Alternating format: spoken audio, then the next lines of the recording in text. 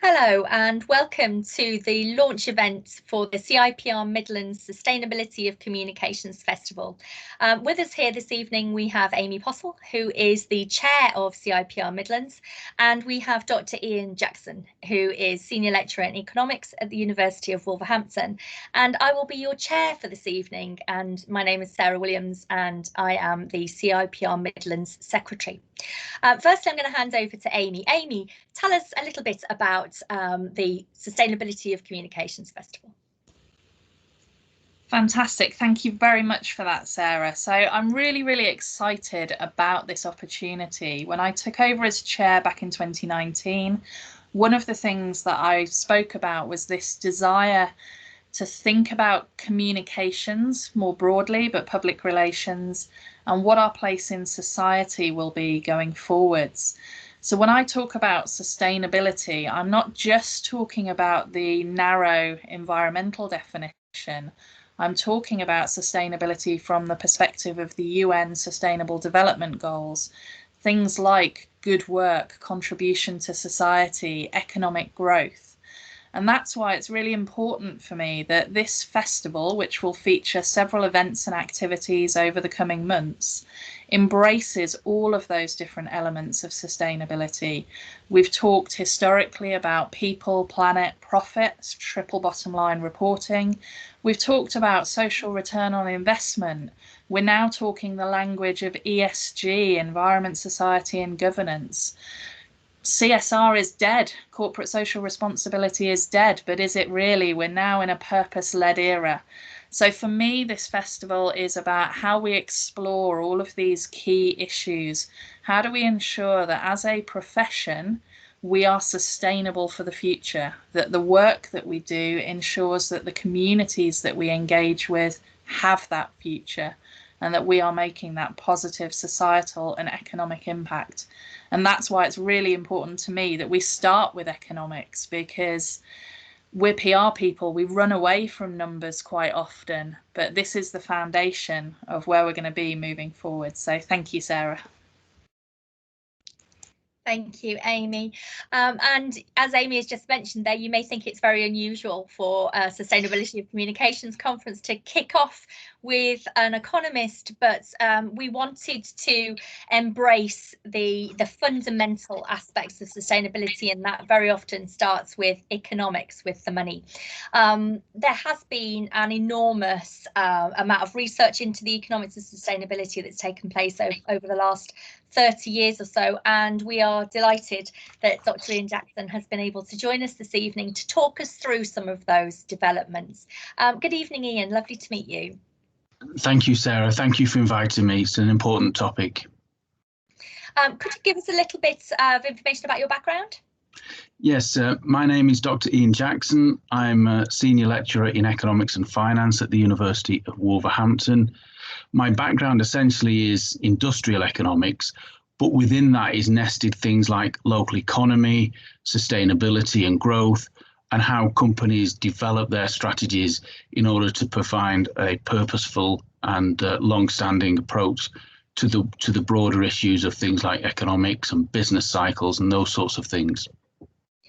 Okay, so let's start off with a phrase that I think a lot of people will find quite familiar, and that's that of the circular economy. Could you explain to us a little bit about what the circular economy is and what it means to businesses? Yes, it's an interesting concept that is gaining greater traction, as you say, for the last 30 years.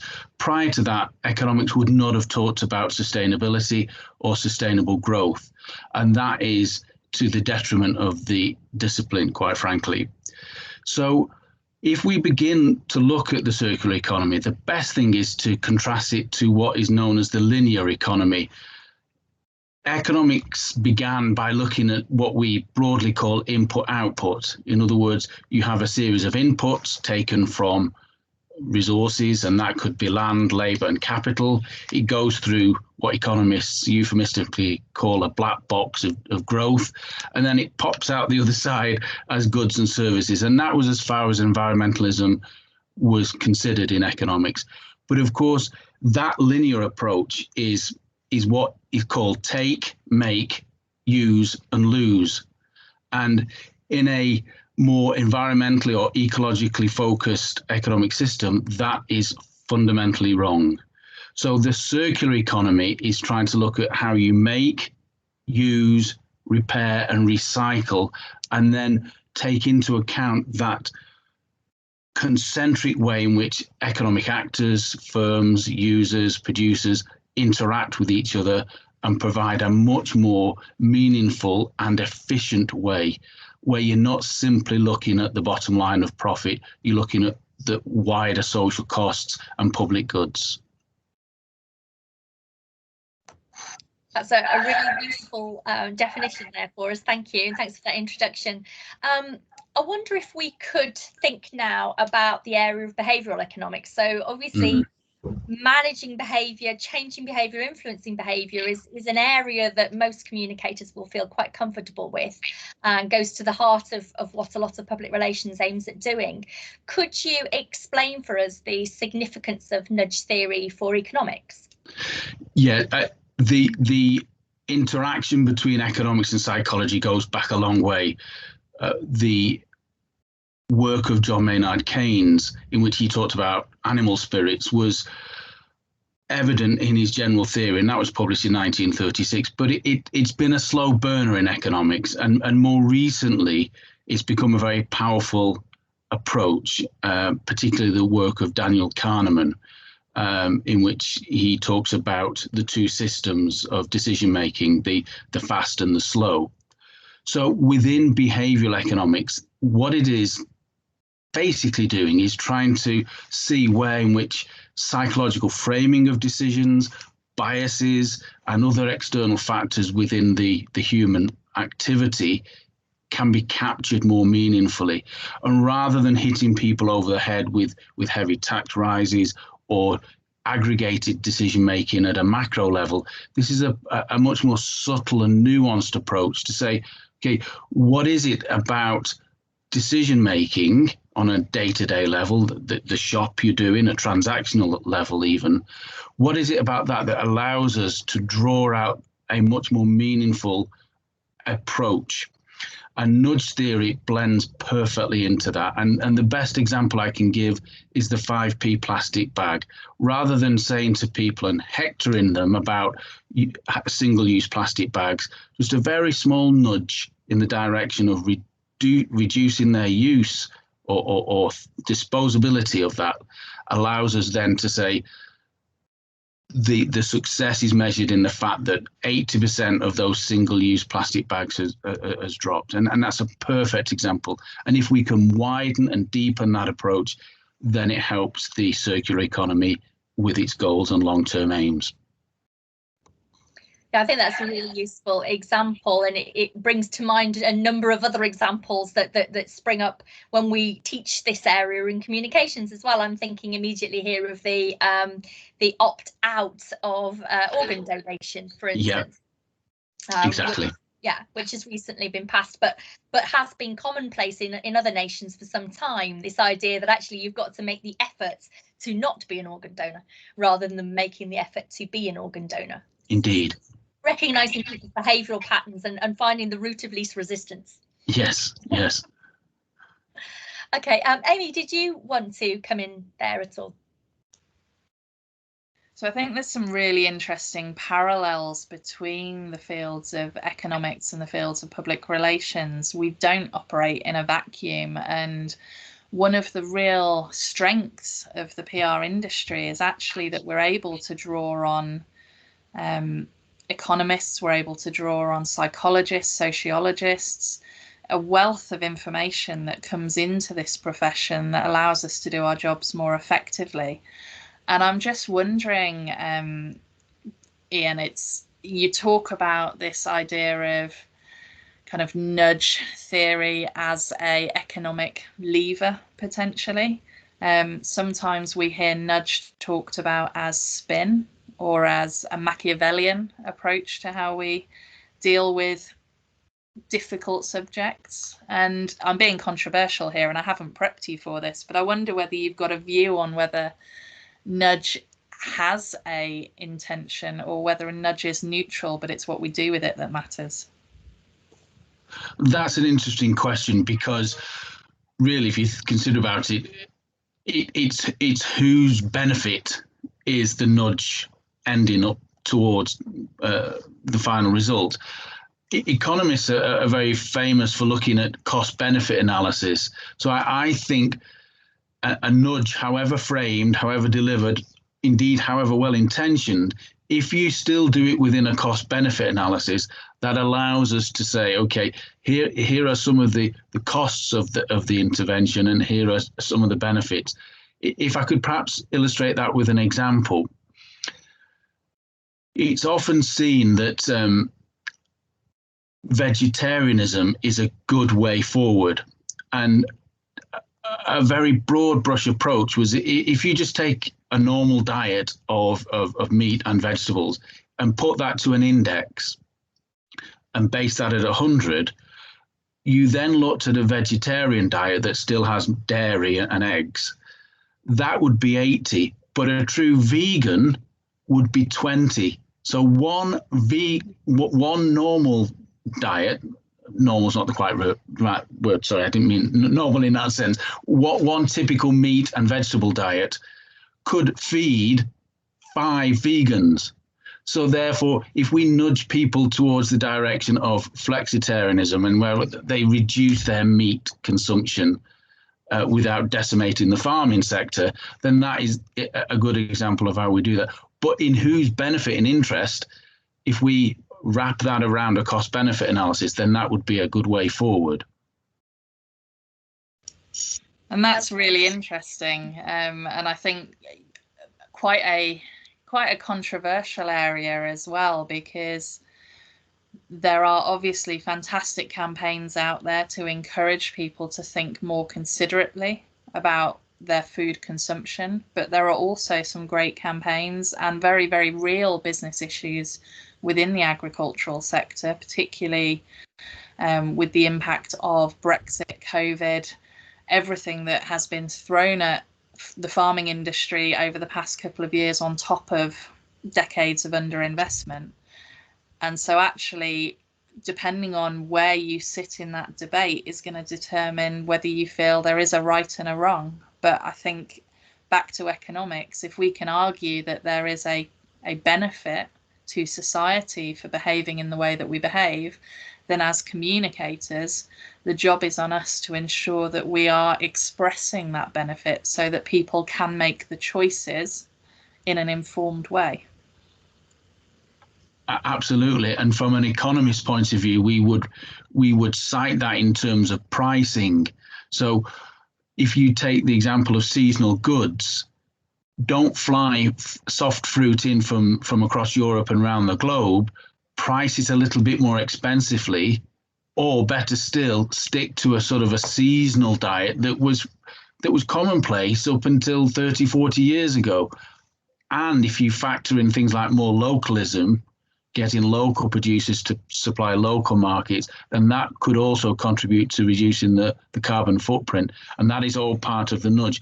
But you're right, it's in whose benefit and who bears the cost that we then need to ensure it is completed. That task is only half fulfilled if we don't make sure that the winners and the losers are compensated or penalised accordingly. And just jumping on that, I know we've used the food debate as an example, but actually as we look at the shift towards electric vehicles, electrification of the automotive sector, we've got messaging around how do we dispose of the batteries, how do we deal with the rare earth metals that go into those batteries? Are we at a true zero emission tailpipe situation yet? We expect in 9 years to be no more petrol and diesel engines on sale, but do we have the infrastructure? Do we have the public support for that? And again, there is a communications element to that, but there's also an economics element to that. We cannot put forward the messages that encourage people to consider their transport habits without understanding the costs and benefits involved in those. Absolutely, and not least locally in Wolverhampton, because the Jaguar Land Rover plant for the diesel engines is located in our area. So we want to make sure that those highly skilled engineers and scientists are employed in the green economy once that policy is introduced, and we don't want to lose those skills to our locality. Yeah, that's right. And also from the consumer point of view, who are the winners and losers there? Because again, it'll be better off people within society who can afford to change their vehicle and change their travelling habits, and it'll be the less well-off members of society who can't afford to change their car and are running older diesel and petrol cars because they can't afford to change them, that will inevitably be penalised. So it's careful management of the communications, careful policy management to ensure that people, we don't lose the skills and we don't penalise the already worse off within society. Thanks. So thinking about then what that means and how we might measure that, there's been a lot of talk recently about the Environmental Sustainability Index. Could you explain to us, Ian, a little bit about what that is, what it means? Yes, so the index is simply a way to compare and contrast the performance of 180 countries using a variety of indicators. I think there are about 32 indicators. And it allows policymakers, decision makers, and the general public to see which countries are performing best. And as it happens, Denmark is number 1 and Britain is number 4. The beauty of the index is it allows you to compare different sectors and different indexes and indicators. But it also is a way in which to encourage countries that are lower down the index performance table to improve, but also those at the top to keep on pushing towards a net carbon future, a net zero carbon future. And the other interesting thing to come from it is linking to what you said earlier, Sarah, about fairness. So one of the reasons that Denmark has done so well is that it is a wealthy country that's able to invest in these programs and these policies and these projects to get closer towards net zero carbon. The less well endowed countries and the poorer countries, and India and Nigeria, for example, are low down on that table. They're not able to do that to the same extent because of the diversity of their economies and the fact that they're not as wealthy across the board as some of, let's say, smaller countries like Denmark. So it's about intergenerational fairness. It's also about fairness across regions in the globe and also across between wealthy and developing countries. It's a dynamic picture, but it informs the debate very purposefully. Thanks, Ian. Aimee, what might this mean for us in public relations and communications? So it's important for us as communicators to be aware of how society is changing, to understand the context in which we're trying to get across the views of the organisations or the individuals that we represent. The index gives one way of looking at how society is evolving. It allows us to think internationally, and the reality is that we are the CIPR Midlands region. That's why we're having this conversation. We're talking about Birmingham, Wolverhampton, Nottingham, the areas that we know and love very well, but we sit in a global stage. And with COP26, the UN Environmental Conference coming up in November, more so than ever, we have to recognise that we sit in that global stage and that the messages that we put out there on behalf of clients and organisations, we're not just sending them to the local area. We're not just sending them to the UK. We have global audiences and people look at what we're doing. We are near the top of that index. Great, fantastic. We've done a good job. What next? What can we do next as a country? How can we push things forward? And how can we share that best practice, not just in implementing change, but also communicating that change, because it's difficult. How do you persuade somebody that they can no longer burn wood fuel in an open fire. The air quality issues in India are horrendous, but here in the UK we're also telling people that they can't have wet wood burning within a stove, and yet you look at all of the listings for holiday accommodation and selecting a wood burning stove is high on there. It's something we aspire to. We've got to change that aspiration. That's not going to come just from legislation. It's going to come from communication as well. So I think the index is a great way of looking at how do we contextualize what we're doing on a local, national and global scale. Yeah, that's really interesting. And I think as you were talking there, it brought to mind the responsibility that goes with all of that, the responsibility to communicate well and communicate ethically so that we can get those messages across in a way that is not just influential, is not just powerful, but actually is responsible and makes a healthy change to people's lives. And it comes back to the issue you raised earlier, Ian, about fairness. I think, you know, making sure that the communications are inclusive and that we're thinking about inclusivity as we move forward with the policy making. Well, thank you very much to both of you. It was a really fascinating discussion, and I think a fantastic way to launch our Sustainability of Communications Festival. And I thank you very much, Ian, for being able to join us this evening. My pleasure, and good luck with everything.